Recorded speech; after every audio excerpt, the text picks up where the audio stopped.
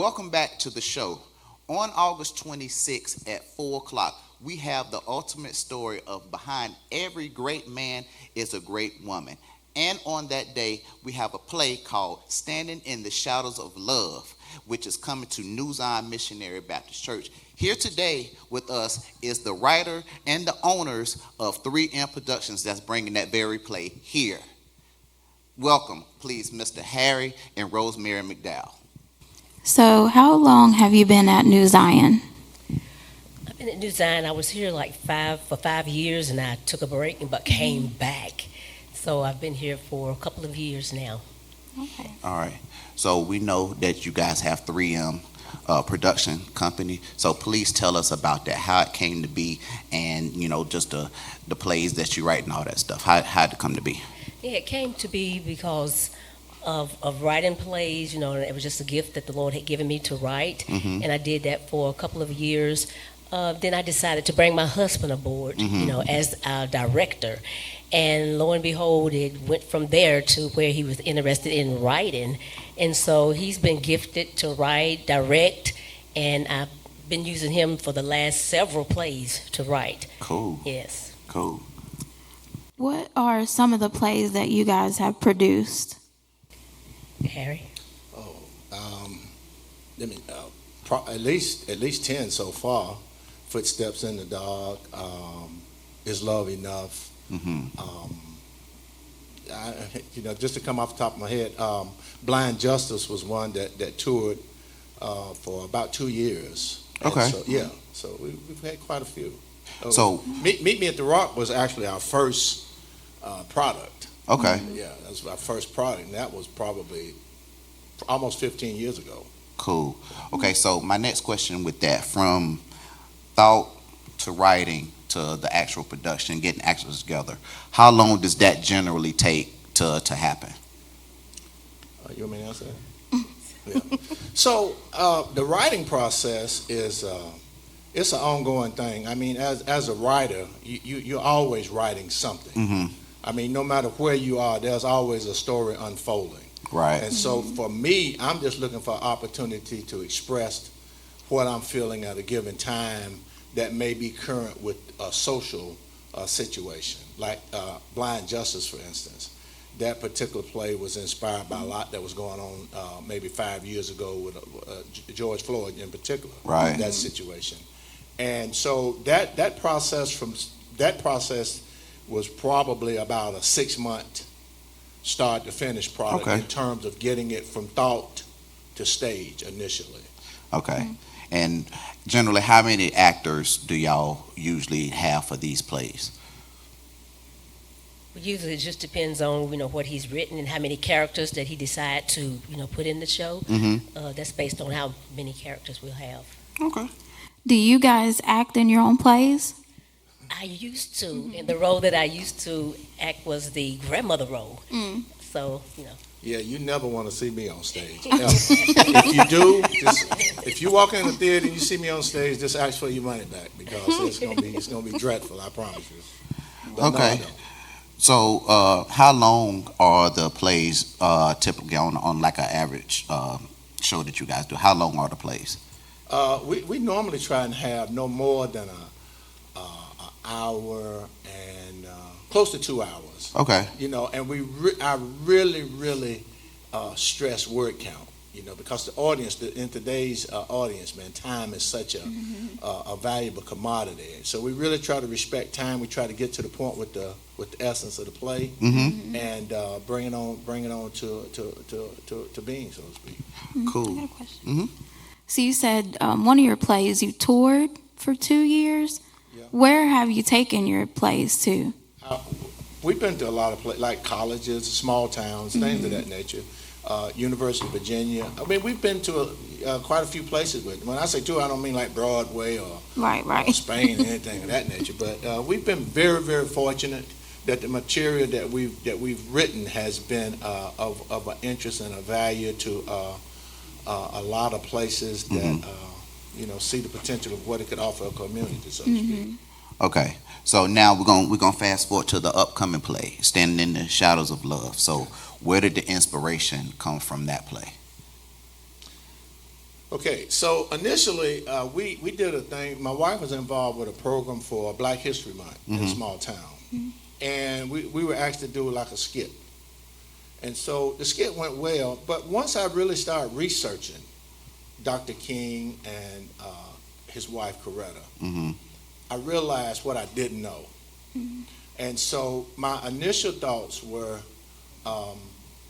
the inspiration behind it was, what propelled this man to be a voice in a given time? And I think when we look at the time, we have to really look at the time for what it was, from 1950s through 68 to the time of his death. Those times are almost forgotten in a lot of circles and a lot of communities. But one of the things that really inspired me to want to move forward with this was the fact that we need to know our history. That's right. We need to know our history. We need to know the importance of people in this country. No matter what ethnicity or whatever, we need to know their value of what they brought. And I think that's the big inspiration with this play. I think because when we look at Dr. King and Coretta, two people that were, first of all, they were family people. Right. Husband and wife, raising a family, raising kids, and the turmoil that surrounded their lives for the duration of Dr. King's life, and even after so with his wife Coretta. So that's really the inspiration behind it. Another thing is, being able to tell continue the historical culture of the black families, so to speak. One of the things that really bothered me, I had the chance to see Mountaintop, and the thing that really bothered me was the fact that every culture, every ethnicity has a historical pride about themselves. Right.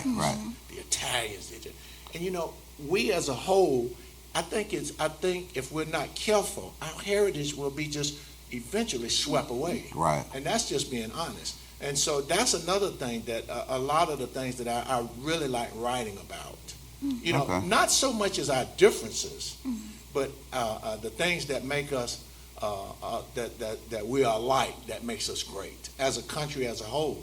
And I think when we look back at from the 60s and all the rioting and everything that was going on, if you look at that and you look at where we are now, man, we have made tremendous strides. We have. I mean, absolute tremendous strides. Cool. I like that. So if you can, once again, please tell the people once again when the play is, if there's a cost for tickets. So can you tell the people once again the day, the time, and the cost for the tickets?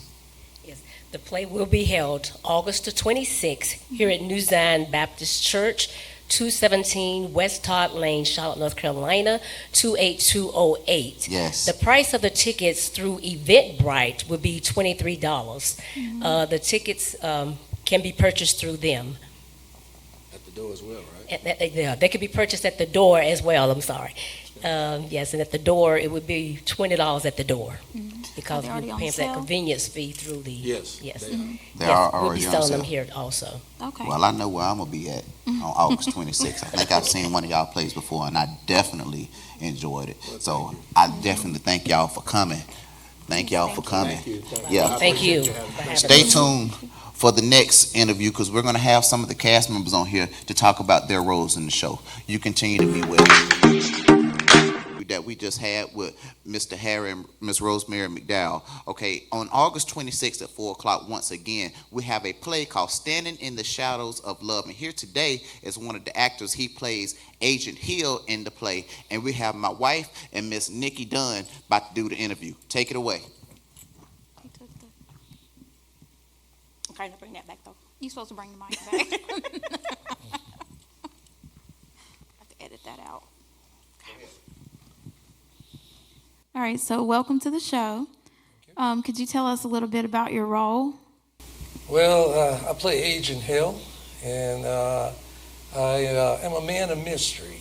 I'm here. I work for a important and very prominent businessman, but can't tell you who it is because I'm an agent with the CIA, and I'm a man of many secrets. So and I'm a consigliere for a prominent businessman, and so it's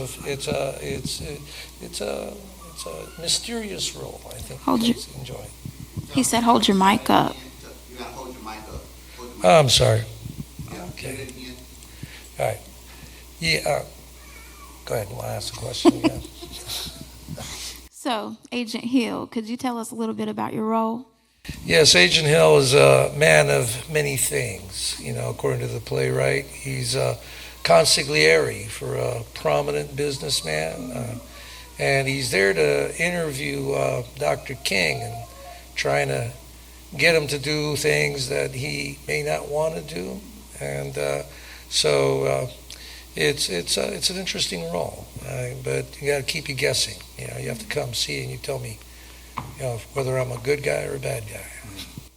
Okay, so you play some dual roles. We have to figure out if you're the good guy or the bad guy. That's up for you to decide. Up for me to Yeah. decide. All right, so how long have you been acting, and what did you do to prepare for this show?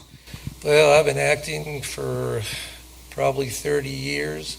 I was inactive for a while. My daughter got me back into it back in 2016. I've been very active in the last 7 years here in Charlotte, doing lots of plays. And I've been rehearsing for this role for the last month or so. And have another, month or so to go, and we'll be prepared and ready to go then.